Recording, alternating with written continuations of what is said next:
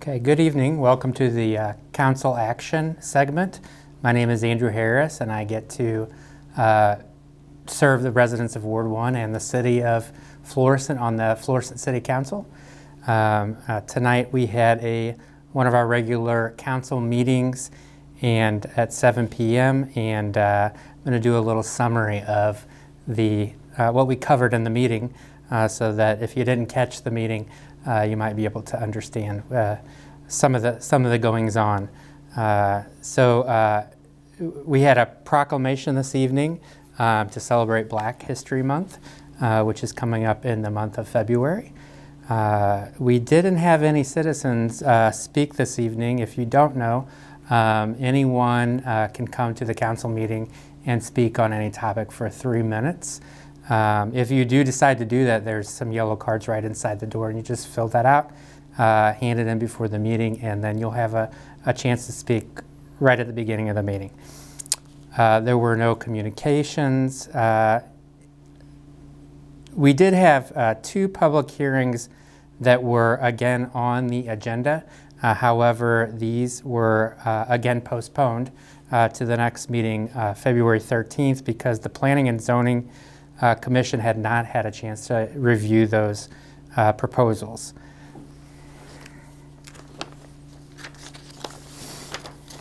We had a number of bills which received second and third readings. Chrissy's, it's a snack shop that's going to open up on Lindbergh. We heard the public hearing at the last meeting, and that did pass second and third readings tonight. There was a second and third reading for the Goodwill Excel Center, which is from Goodwill of Missouri. They're opening up a number of sites around the state, and this is there's some legislation at the state level that allows them to offer classes to adults that are 21 years and older. If they did not have their high school diploma yet, they would be able to receive study courses and receive a high school diploma through this educational center that they are putting at the old Lowe's site, which is now a storage facility, and with some other businesses coming around, and this is one of them. So instead of just getting a GED, they will have a chance to get their high school diploma, actually. So I think this is a great thing for the whole St. Louis area, but especially that it's in North County. Great opportunity for us. There was second and third reading for the Aldi site, which is going to be on Howdershell between Dairy Queen and Jack in the Box. They're right across from Coke Park. We're real excited. Everyone I talked to on that side of town is real excited about this Aldi opening up on this side of town. And last time I got to talk to the individuals who were planning this site, and it's the same size as the other store, but it's going to be a newer style store, their newest style that they have. So I'm looking forward to seeing that. It's going to look nice over there. Plus, I know we just love to shop there. It's great prices. So there was an ordinance that we passed to authorize the mayor of the city of Florissant to have an agreement with St. Louis County to refer participants to the St. Louis County Special Courts Program. So at our municipal court, we have been able to already refer defendants to a mental health program that's operated by St. Louis County. However, there was some change in that special program, so we needed to update our ordinance to reflect the newer version of that program. So I think it's a great way. It's a great way to be able to meet the needs of some of our citizens who might benefit from additional mental health services. There was an appropriation of $28,700 and another appropriation of $18,700 respectively to purchase, in addition to the Christmas tree that goes in front of City Hall around the holidays. That tree is actually expandable, so we're able to make it bigger. And so we are moving to increase the size of the tree, is my understanding. And also, the fountain that's in front of City Hall needs replaced. So we did allocate that funding to replace the fountain in front of City Hall. We passed an ordinance to appropriate $175,000 from Capital Improvement Fund towards a project that will be for electronic vehicle charging stations. And let's see, I'm going to say more about this one here. Let's see if I can find it here. This will be for 4 stations, 4 electronic charging stations.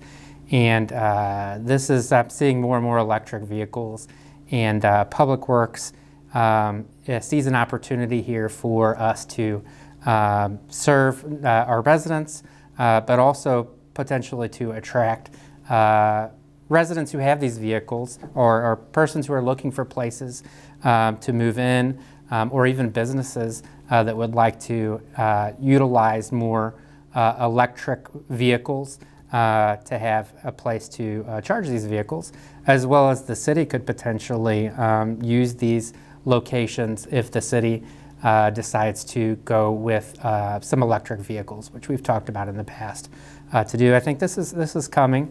The wave of the technology being more affordable, hopefully, and more electric vehicles being around. So we're preparing the infrastructure in just a small way now for that. And the locations will be at, I believe, Egan Center, JFK Center, I want to say City Hall, and also the Municipal Court. So there's 4 locations there. I did ask, the electric that flows through those, because I haven't done them myself, the electric that flows through those will be, the user of the vehicle will pay for that electric. In addition, the city could eventually, in addition to what Ameren would charge for that electric, could add a charge to that to offset some of the funding through revenue through those. So there is a possibility of offsetting some of the cost of that project, which I hope that will turn out real well. And there was an ordinance for $150,000 to, and this actually was allocated 2 years ago in the budget. The City Hall elevator needs renovation, and that project did not get completed when it was allocated before, and it was not in this current budget, so it needed to be reallocated. The money was already there, it was already allocated, and so that's going to go to renovate the elevator at City Hall. Side note, I do know that there wasn't the elevator at the Egan Center. Some of you may know that that elevator was broken for a bit, and I did see, I believe it was a week or so ago, that elevator was fixed, just in case you were wondering, and just in case you need that to get around the Egan Center. So it's important that our city buildings be accessible. So this is another important item to take care of. Under new business, there were some board appointments. Mr. Parson in Ward 8 reappointed Kent Miller to the Landmark Historic District Commission. The mayor also appointed Jack Eagles and CJ Steib from Ward 5 to the Youth Commission. If you're interested in joining a commission, some of the commissions are appointed by the council, and then others are appointed by the mayor, and those are listed on the city website. So you can contact either the mayor or your council person if you're interested in joining a commission. That would be wonderful.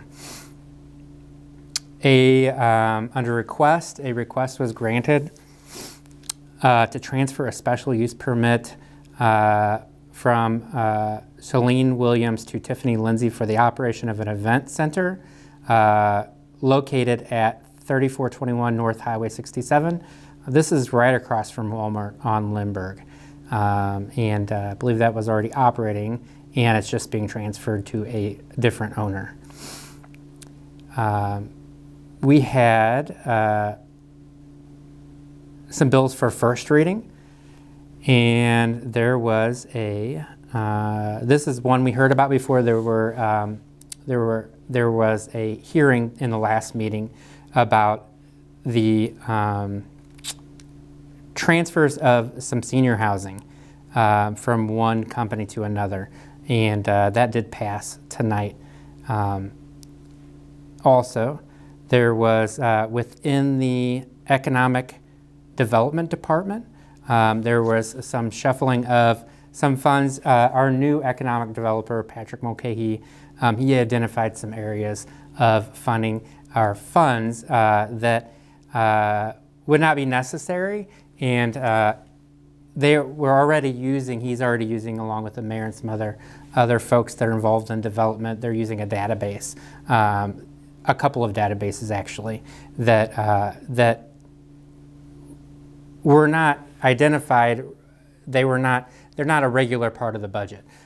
So in order to sort of put that in the budget, instead of spending more money, we are transferring that funding from an area that was not being utilized to an area so that can fund the things we're not using, can fund what we needed to continue to fund in that database for economic development. This is an area that I continue to be super excited about.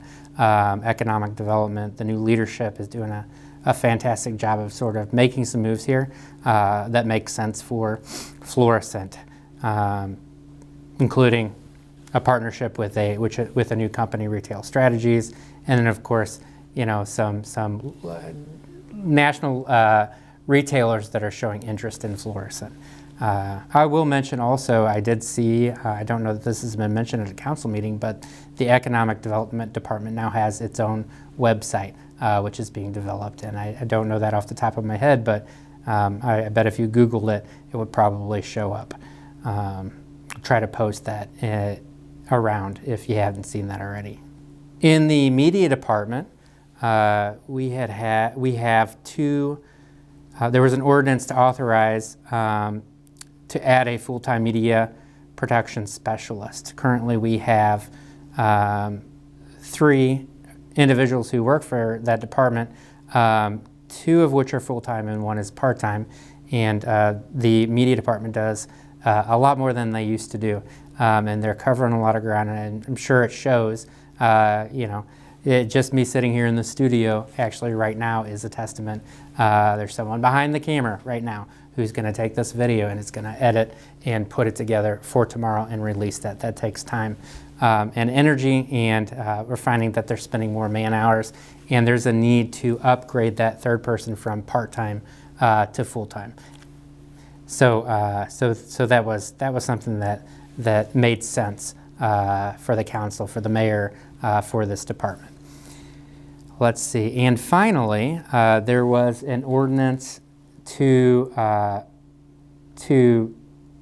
change. There's an ordinance about solid waste to be collected, and that section needed to be updated because somehow there was a flaw in the text of that, where there were occurrences of where one person at a home, when they moved out, the new resident was being forwarded the bill if it had not been paid.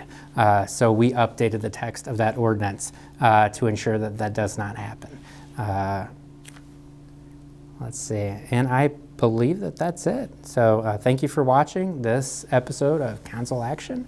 And if you have any questions about anything you heard tonight or anything else, feel free to email your council person, call City Hall, call the mayor.